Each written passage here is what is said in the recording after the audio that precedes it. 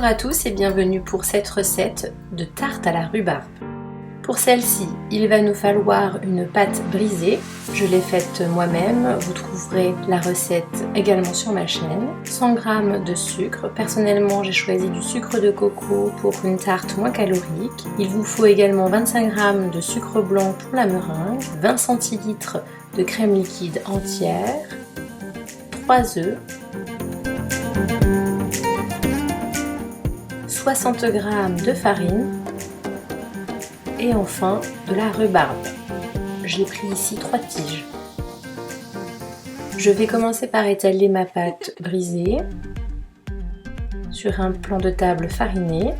Je tente de l'arrondir et de l'agrandir pour pouvoir l'installer sur mon moule à tarte. Je la plie en 4 pour faciliter le déplacement de la pâte. J'enlève les bords qui dépassent et ainsi je peux combler les espaces manquants sur les rebords de ma tarte.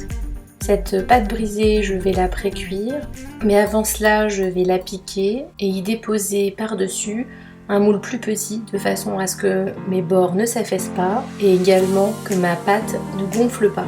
Le moule va jouer le rôle que jouent habituellement les billes d'argile. La pâte a été pré-cuite 10 minutes à 180 degrés. Je vais maintenant éplucher ma rhubarbe, comme ceci.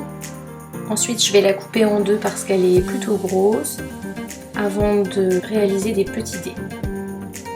Dans le bol de mon robot, je vais mettre un œuf entier, puis un jaune d'œuf et un second, et je réserve les 2 blancs au frais. Ils serviront pour la meringue. Dans le bol de mon batteur, je vais intégrer le sucre aux œufs. Je vais ajouter la crème liquide entière ainsi que la farine.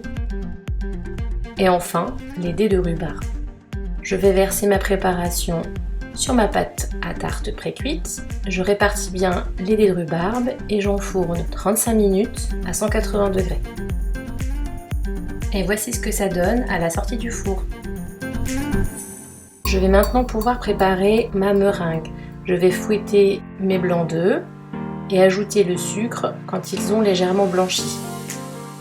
La meringue est prête. À partir du moment où quand on la soulève, on observe ces petits pics.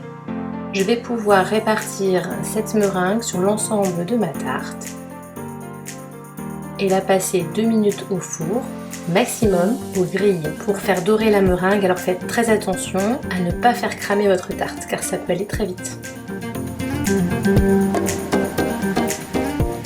Merci d'avoir regardé cette vidéo, j'espère qu'elle vous a plu. Si vous avez aimé, pensez à vous abonner. À bientôt!